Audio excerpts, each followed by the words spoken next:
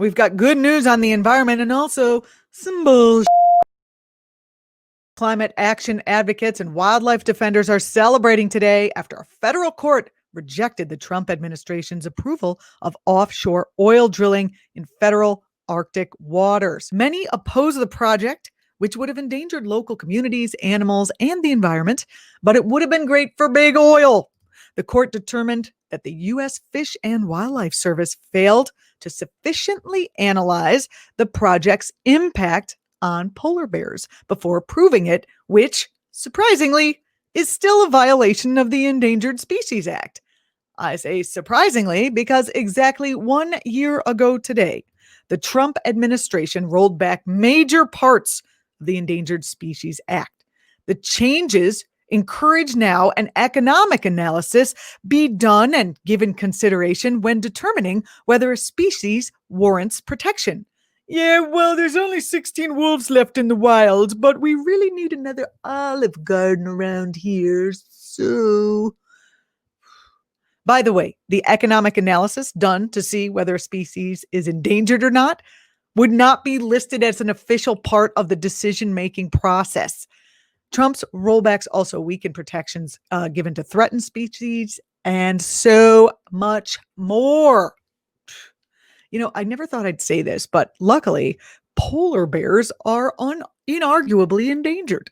In this case, their status made the wholesale destruction of the Arctic via drilling impossible.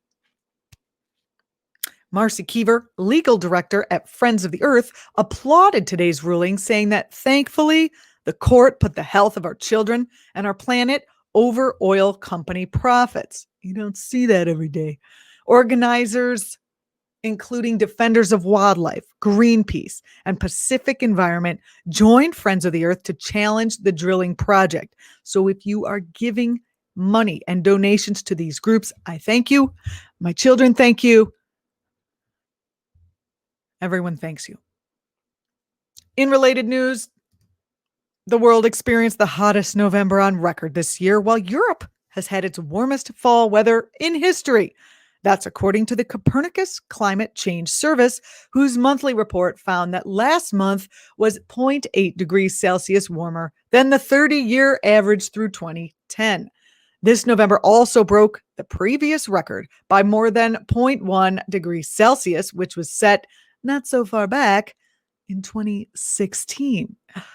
It doesn't sound like much, 0.1, but it is extremely important in that it contributes to climate chaos, which of course brings drought, fire, heat, cold, floods, and various catastrophes that in the next 10 years will be killing people and animals outright and also indirectly by disrupting the global food supply. So much so that the IPCC report suggests that billions will starve, and not just in the poor brown countries that most corporations don't seem to care very much about. Remember, it only takes a few days of excessive heat or too much rain to kill an entire year's crop. So that means no soup for you, because we won't have any vegetables to make the soup. The 5 hottest years in history have all come since 2015. As a result of these climate warming trends, Earth is seeing an increase in the frequency of those extreme weather events I just mentioned above. Meanwhile, corporations and governments continue to ignore science and burn fossil fuels, and Trump keeps trying to roll back any regulation and give away all our public lands and build a wall through the Sonora Desert. But the people are standing up, like in Minnesota, where indigenous-led water protectors are engaging in multiple direct actions against the highly controversial Line 3 tar sands pipeline in their state. The actions took place Friday, the same day that state regulators denied a request from the 2 tribes to stop the project. Water protectors blocked pipeline traffic, urging other indigenous people and their allies to take a stand. According to indigenous-led environmental group Honor the Earth, the pipeline will have the daily capacity, this is daily, to transport 760,000 barrels of tar sands oil. This is the dirtiest fuel in the world. It's going to go from Alberta, Canada to a port in Superior, Wisconsin. Stop Line 3 says the pipeline will run through untouched wetlands and the treaty territory of the Anishinaabe people. And we all know that pipelines leak, creak, and explode regularly. Now it's time. You can go to honortheearth.org to join the fight against the Line 3 pipeline, restore Indigenous rights to their lands.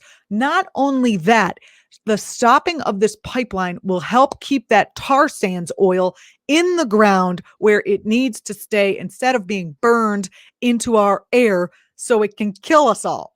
You can send money, you can show up, you can help. Again, honorearth.org. I'm Julianna Forlano. You're watching ACT.tv. Get up, get moving. There's a lot of work to do. Thanks for watching. See you next time.